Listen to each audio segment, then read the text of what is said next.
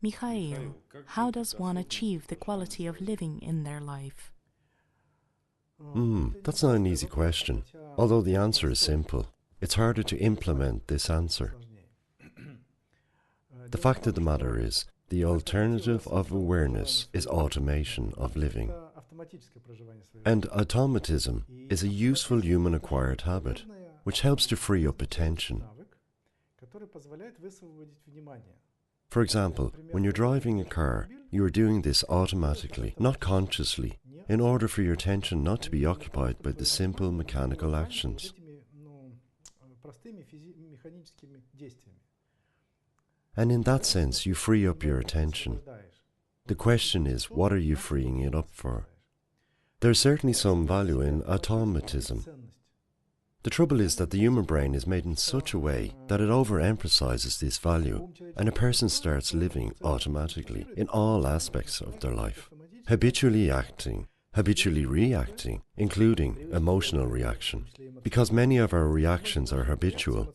I was offended yesterday when I was told this. Today I'm offended as well. And even if I understand that there is no point in getting offended, I still do because there is certain automatic reaction, a habit. And this poses a question. This automatism, there is useful automatism and harmful automatism. What is awareness? Awareness is when you turn on or something turns on inside you and you begin to see what's happening in the present and begin to be present in the happening. You start to connect with the happening. It could be happening outside of you. For example, your attention turns on in a dangerous situation and you are aware of the outside in that situation. Or this presence could be inside of you. When your attention turns on, you begin to better recognize your thoughts, your emotions, the sensations in your body, the maximum of what you can be aware of within yourself. This state of alertness, of recognition, that is awareness. What is the value of awareness? Firstly, when you are aware, you start living life. When you are living automatically, you are not living. You are just wasting time in your life, so to say.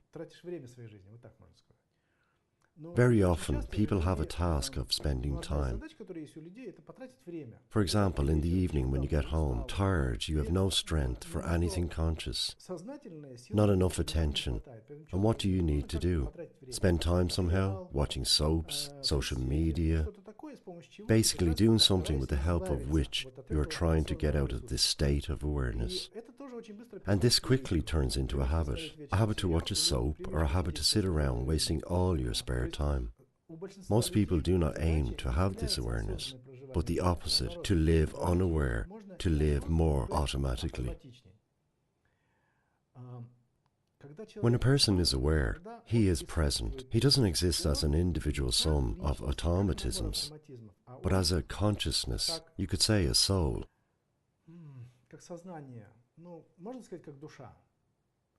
Awareness is your soul interacting with the world.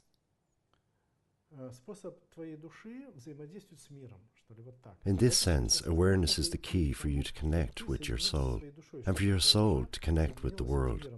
This mutual contact happens the moment you start to become aware. You learn to become aware by perceiving. Realization aids developing awareness. There are many instruments for this, but the main goal of these is to remember yourself, to be present in what you do.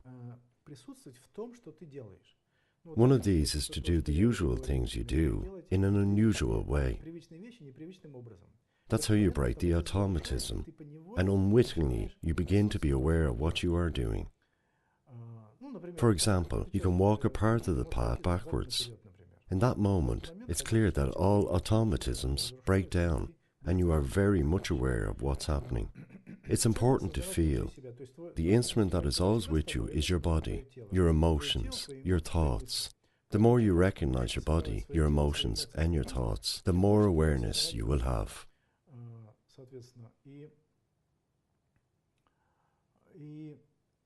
And again, the counteraction here is habit, automatism, which is why you should have little reminders to yourself. You can place these little reminders around on the computer, on the fridge. You can set alarms that would go off at random, and you'll become alerted. Oh, here we go. What was that for? You can make a game out of this, to pull each other out of automatism, for example. In any case, this is work. This is the action that demands attention. But it also enhances this attention and adds awareness. And that is a very valuable thing. A person who lives in the awareness gains full control of their life through this awareness. To control their life, their emotions, their thoughts. But a person living without this awareness acts automatically, and living by these automatic programs that are ingrained. If nothing was inbuilt, then that won't be realized. So you just wouldn't talk about a dream within the frame of collection of automatic programs. Because even a dream or dreaming itself is an attribute of a higher state that simply cannot be automatic. You cannot dream automatically. You can think automatically, but you cannot dream automatically. And if you are not aware of the present and do not control the processes, you cannot realize a dream. This way, awareness gives a person a way to learn, to influence their own life, to make choices, and respectively realize their dreams. In this way, you are aware of the body, feeling clothes touching your body. It was touching it a minute ago, but at this moment you have paid attention, and at that moment the connection was made. The sensation or feeling of the body, of the emotions that you are feeling now, even in the state of stillness, even at rest, there are small emotional movements occurring, and when you direct your attention there, you will see what those movements are, what emotions and thoughts there are. You can be aware of your thoughts. The thing is that people are searching for their path. Well, from my point of view, that's not exact maybe. While looking for your path, you're looking for it in accordance with what? With some sort of your own notion.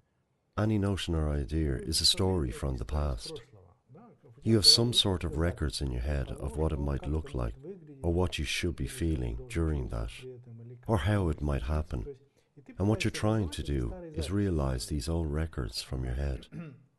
But the path as a representation of a realization of something, or a life path, is most likely a footprint you leave behind as you move on. And in this sense, when you set out a new direction of movement, and a dream is precisely a deviation from the normal path, say you lived and lived and lived. You're on a path, albeit a bit looped, but when you define a dream, you veer off this loop and start moving in the unknown direction. And then your dream starts directing your movement. As you don't know how to get there, only your trust and your connection with your dream will determine how you will be moving. Add on certain circumstances in life, of course. Who you are, where you live, where you work, and all that will shape how you will be moving towards the dream. Two people can have the same dream, but how they move and reach it will be completely different. That's because they are different. Imagine a director of a bank is dreaming, and a janitor too. For instance, if the dream was to retire and vacation together with their loved ones and do some good deeds. Same dreams, right? But it's clear that the realization of them will be completely different, because they have different living conditions, different internal states, and so on. Your connection with the dream, trust in what's happening starts guiding you, and you and your circumstances in life start looking for a path. You are not searching for it, really. It finds you. And you two meet. And your movement in the unknown direction, but to a clear destination, is your path.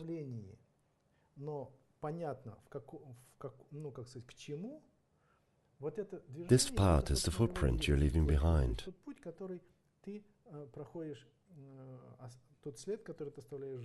Hence, conscious movement towards the dream is the conscious presence.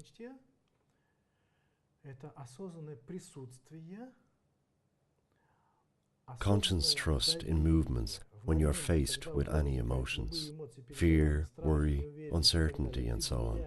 When you trust what's happening and you trust your choice, your dream, then you make the next step forward. The dream is the guiding point that leads you, drawing you to itself. Thus your path cannot be predicted ahead of time. That's its peculiarity. If a person lives a simple life, then his path, his trajectory in life can be predicted many steps ahead. But here, when you're moving towards the dream, you cannot predict it. And awareness is the instrument that can lead you in. Because automatism doesn't work.